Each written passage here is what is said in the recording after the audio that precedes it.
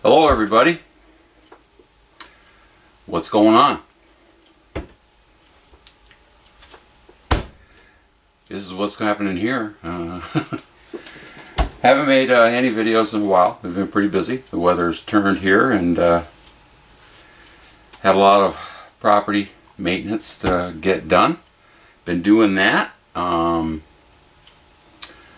We have a fairly large meadow on our property, and so we fenced that in. A lot of digging fence posts, stuff like that, all the fun stuff. But all that stuff has come to a completion, is behind us, and that is counted as my annual large construction project. So now we're just going to work on fun stuff for a while. We still have our weekly maintenance to do, but we have some time to do other stuff. So let's talk about stuff that's going on here. First of all, we have our Craftsman tractors, and that guy I haven't done any more on. It is still in exactly the same condition as it was in the last video that it was shown. That has been put to the side right now. Basically, I'm just not interested in working on it at the moment, but we will get back to it at some point. My father's John Deere tractor, the old 2-cylinder homemade tractor, is still sitting over there. Still got oil in it. Hasn't budged a bit, and I don't think it's going to. We're going to have to take that one apart and see what we can salvage from that. But that is a job for another time. We're not even thinking of doing that at the moment. So that's sitting. Our Mustang, a crash Mustang. I'm still I'm looking for a parts car. I need parts for essentially 3 Mustangs. I need parts for the blue car. I need front bumper, hood, radiator, AC condenser, that type of stuff to get the blue car going. The white Mustang convertible needs transmission. I do have all the old transmission components for that we could put back together, but if I could find a functioning one, that would be great. And our 86 Mustang LX, it was a 5-liter car, we need a pair of doors, and we need we need to find some kind of an engine for it, and glass, interior parts, a lot of parts for that. So I would like to find, it could even be a rotted out carcass of a 5-liter in that year range, that I could steal some parts from in one fell swoop. So we're looking for that. So those cars are all just kind of resting at the moment. They're all tarped up, covered up. So what are we going to do? Well, as you know, and I've had a lot of people ask about this. We've, for years we had race cars and fooled around with them.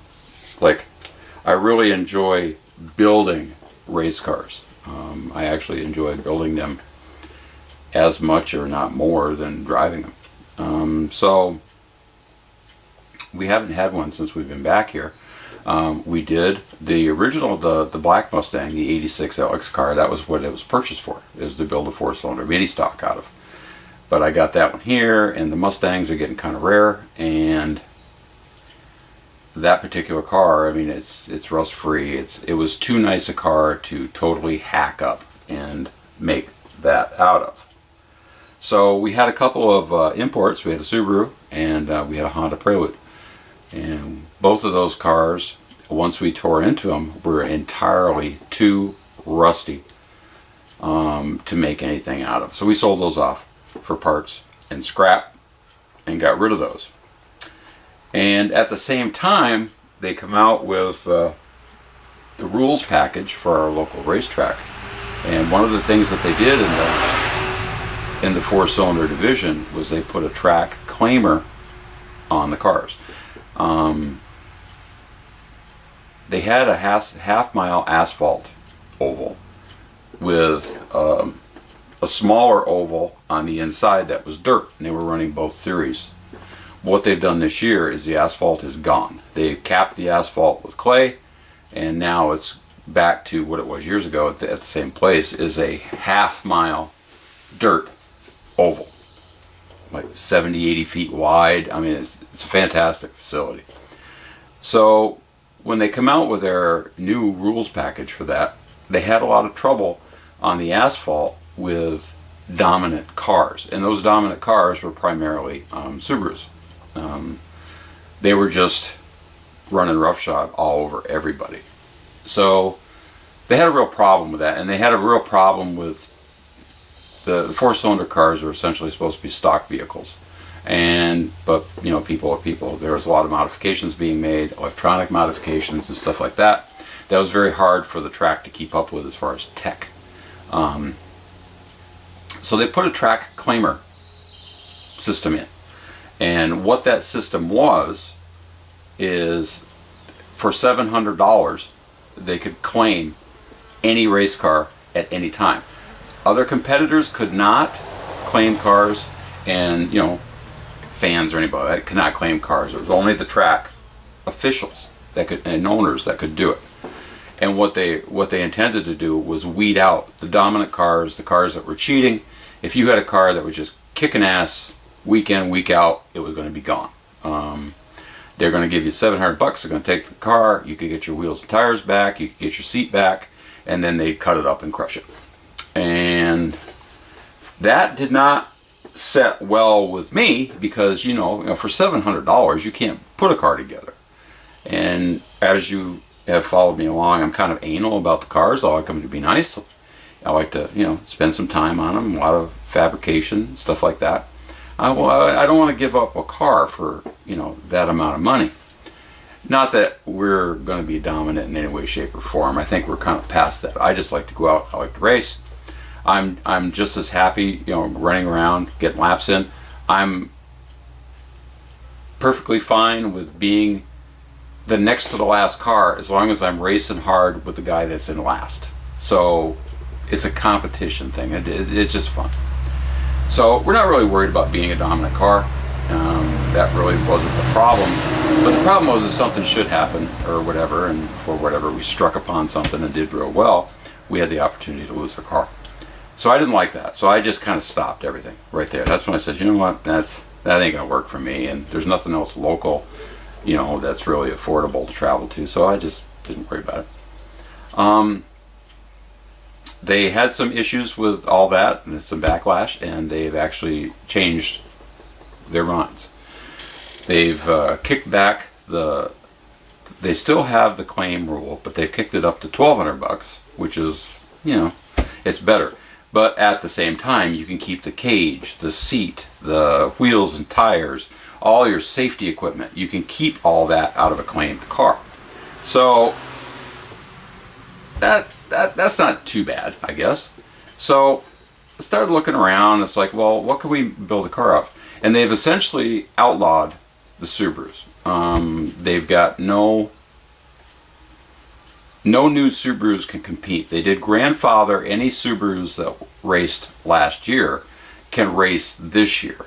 But after one event this year, one of the Subarus finished second and just got thrashed in tech after it. They disqualified it, take it back. They didn't claim the car, but they did disqualify it. So they're on it. I mean, they're not going to take anything from them anymore. And so we can't have a Subaru, which is what we kind of wanted to do. So we can't do that. So what do we got running at the track?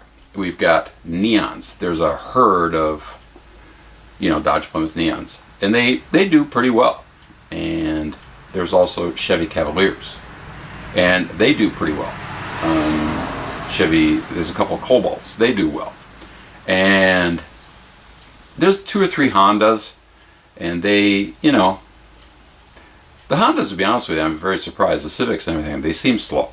But they're out there. And then there's a mixture of some other stuff. There's some Saturns, which don't actually do too bad. You know, some front-wheel drive, small Fords, you know, Escort, Zias. They started to feature the first event night. They're getting a pretty good field of them. They started a feature of 22 cars. So it's cool. There's some vehicles there. So it's like, yeah, we'd like to maybe go out and play with it again. And if anything, I would just like to build a car. So I've been looking around, and you know, you don't want to spend an awful lot of money for a base car that you start with. And the problem is here in the Northeast is everything is so freaking rusty that, I mean, you look at a car and it's not unusual to have holes in it big enough you could throw a cat through. So, but like I say, we're not beating ourselves up over finding cars, and so looking around, and but I did run across one. What I did find was I found a 2007 Chevrolet Cobalt, and it's a 2.2 liter, the Ecotec 4-cylinder with a manual 5-speed transmission, front-wheel drive. And the car came from North Carolina. The young man that had it moved from there to southern Vermont. He drove the car here for about a year, and it had a couple of issues, and he parked it, bought a truck, and never looked at it again. And the issues were basically for state safety inspection. The windshield's cracked. The check engine light is on with a couple of active codes. So that is an automatic failures for safety inspection right there. Then the car sat long. The last time the car was licensed, sticker, was 2015. So it's been sitting 2.5, 3 years. And the other problem that it had at that point was the rear brakes were locked up solid. The car wouldn't move. So he had it for sale, and he was asking, $800 for it. But it's essentially rust free. The 1 year that it had here, he must not have driven it very much, or just drove it around town, because the bottom of the car is actually pretty nice. It's not all rotted out. The rocker panels on these cars typically are gone, and this one here they're perfect. They're like brand new. So went, looked at the car, talking with him, like I say, nice young fella. And the other problem that he had with the vehicle is when he moved to here, he had a bank loan on the car. The bank held the title for the car. So he paid it off, and they mailed him the title. Well, he never received it for whatever reason. So he contacted him again, and what they did is they faxed him a copy of it. And so that's what he had. He had a clear title for it from North Carolina, but it was a fax copy, which is not valid here. You can't use it for licensing the car, because this is another one of those ones. It's too nice a car really to take apart and make a race car out of. But unfortunately, this particular car has that issue. It can't be licensed now in the state. In the state of Vermont, you can license a vehicle on just a bill of sale, but the car has to be a minimum of 12 years old. And actually, I think it's 13 years old. Somewhere in there. But either way, this car, and I do have a valid bill of sale from him from the purchase, but this car still can't be licensed for at least another year, maybe 2. So, well, we're going to make a race car out of it. That's just it. The car's in nice shape. The interior is nice in it. It's got 160,000 miles on it. The suspension's a little flat. It's going to need some shocks and struts, stuff like that. It runs good. A few whacks of the hammer, and we got the brakes freed up. They seem to work fine, but it'll need new brakes. So we need a brake system that. I'm not really that familiar with these Ecotec engines, but I can't imagine at 160,000 miles it's not time for timing chains, and at the same time you do a water pump when you're in there, that type of thing. So it needs some maintenance things. But the thing is, for this car, parts seem to be cheap. The check engine light on it comes back to a vent solenoid, which is a strong, hard, active code. And then it's got a code that comes and goes for the front oxygen sensor. So just minor stuff there to take care of. The one thing that with this car that's kind of interesting is, per the rules, as long as the fuel tank is located in front of the center line of the rear axle, we can use the stock fuel tank. So we don't have to put a fuel cell in it. And that eliminates a whole bunch of stuff on these new modern vehicles. When you go from the stock fuel system and you put a fuel cell in it, it changes everything. I mean, it's not hard to do, but you got to finagle with some stuff to get everything to work and work right. In my opinion, this car I think at 5,600 RPM was rated for 146 or 148 horsepower, and it drives. It's kind of a zippy little car. I mean, it's kind of fun to drive just as it is, but I don't see any reason to disable any of those systems if we're going to use the stock fuel system. I'm actually going to fix it. I'm going to leave the converter on it. I'm going to fix the issues, get the computer happy so that it's not throwing codes, and that's the way I'm going to run it. Very simple. I'm not going to change a whole lot of stuff. I'm going to retain the stock dashboard, and we'll use that. And we'll just use all the vehicle systems that now function. We're not going to cut into all that. So the construction basically is going to be, safety stuff, roll cage, things like that. We will eliminate, some electrical circuitry in it. We don't need, the lights, although we do want our dashboard indication lights to work and stuff like that. So we're going to have to dig into some wiring diagrams and do it, because you got to be really careful with these. You start hacking stuff out and taking it out before you know it. 10 things don't work, then a couple of them you actually want to retain.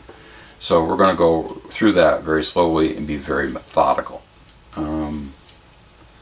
But it'll be a fun little thing to tinker around with. I'm in no big hurry to get it done. I'm actually thinking at this point this would be a next year car.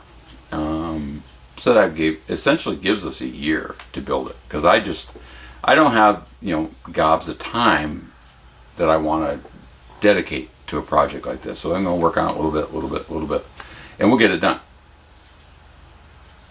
So with all that being said, like I say, we've had some people request that we do this stuff.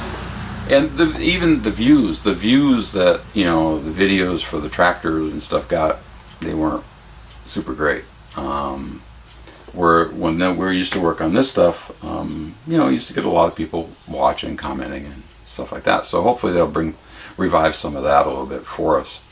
Because I'll be honest with you, the views that we were getting on the tractor stuff were so low. It's like, it's almost not worth the time to make a video. It ends up you get a small group of basically your friends that are watching your videos, and nobody else is stopping by. There just wasn't the interest. So hopefully this will revive that. And there's a lot of times, and I got to the point, there's a lot of times when it takes time to make a video. It extends the length of anything that you're doing when you're videoing it, and I don't mind that, because like I say, I'm usually in no big hurry to do anything. But it is an effort, and it was like, what? I didn't even want to film stuff. It's like, why do I bother spend the time? Very few people are going to look at it, and there's no point. So we're going to make some videos on this, and the views hopefully will be okay. And if they are, then we'll film it all. I haven't done anything to it yet other than trailer at home.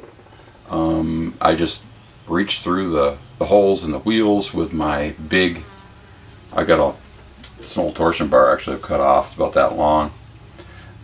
Fit right through the holes in the wheels perfectly on the brake drums in the back. A few big whacks with the heavy hammer, and the brakes were freed up, so that was nothing. And I washed it. That's all I've done. I did take some pictures of it this morning, So I can put some ads on Craigslist for, somebody wants to buy the lights, or for the interior parts and stuff like that. Because the interior in this car is nice. It's not too bad. The driver's seat needs to be cleaned a little bit. The carpet on the driver's side's got some wear, but the rest of it's pretty decent. I don't think anybody's ever even sat in the rear seat. So hopefully somebody will want something like that. The windshield's already no good, but we got the mirrors we can sell.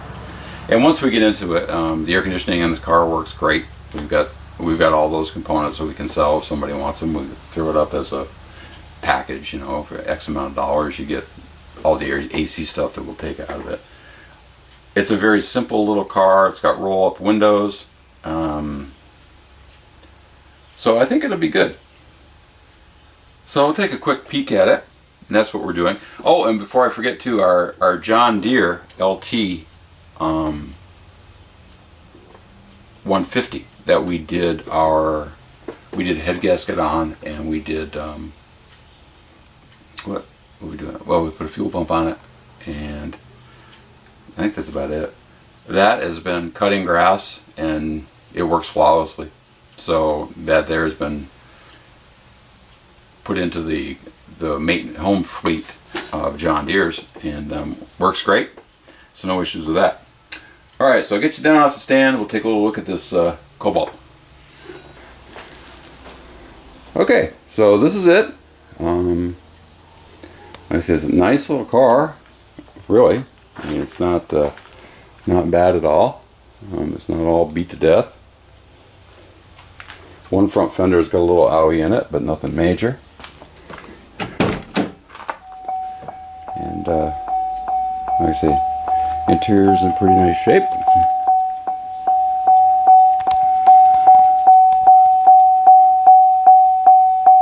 Ding, ding, ding, ding, ding. Yeah, I hear you. It's kind of funny, when you open the hood on this thing, one thing that's nice is it will support itself, but yeah, I guess there's an engine in there somewhere. This is the air intake, but this is just a cover of some sort, and then there's that. One thing that we'll have to get clarification on is, per rules where we run, the battery is supposed to be under the hood, encased. But the battery in this car from the factory is actually in the trunk. So I'm sure if it's a factory location, it can just stay that way. I don't think that's a big deal, but we'll have to get that clarified. So, but anyways, and like it, once I got a good charge in the battery and got some power to everything, yeah, it fires right up. Runs good. It's quiet. Doesn't make any noise. And even with 2-3-year-old gas in it, I mean, it scoots right along. So, like I say, we got one little dinger here. We'll just push that out, and no big deal on that. But the rest of it, the rocker panels and everything are good. The bottom of the car is good. The floor is good. From what I can see, the strut towers and stuff like that, it's all good. So, anyways, that's what it is. So to make a pretty decent little mini stock, I think. This would be our first foray into front-wheel drive cars. In the past, we've always had rear-wheel drives, and so I guess it's time to get with the modern era. And I do have those Mustangs, but like I say, I'm not going to cut them up to make this. With these cars here, they're fairly common. Like I say, this is a nice example of one, and probably would be better served to just, fix up and make somebody a nice car. But the reality of it is, it's not going to be easily licensed. So if we can't do that, then there's no point. So there you go. There you have it. That's what we're going to be up to. I think the first thing that we're going to get involved with this, of course, is deconstruction. We've got to take all the trim out of it, the interior, get all that out. I do have some roll cage components that I started bending up and putting together for the Mustang when I was starting to work on that. I've got all those. I'm kind of hoping that this car dimensionally will accept stuff that I've already got done. If not, I'll just have to, bend up some new ones and go that way. But the tubing is kind of expensive, and now with what's going on with tariffs and on import steel and stuff like that, it's going to be even more so. So we don't want to buy any more of that than we have to. So hopefully that stuff will work. But that's what we're doing.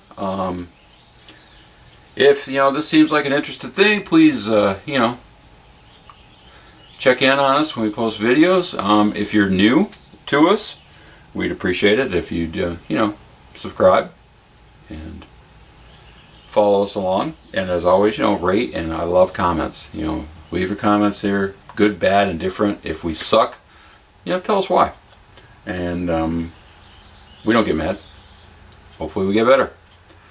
So that's it. So for now, we're going to sign off, and the next one will come back. We'll start taking this thing apart. So as always, take it easy.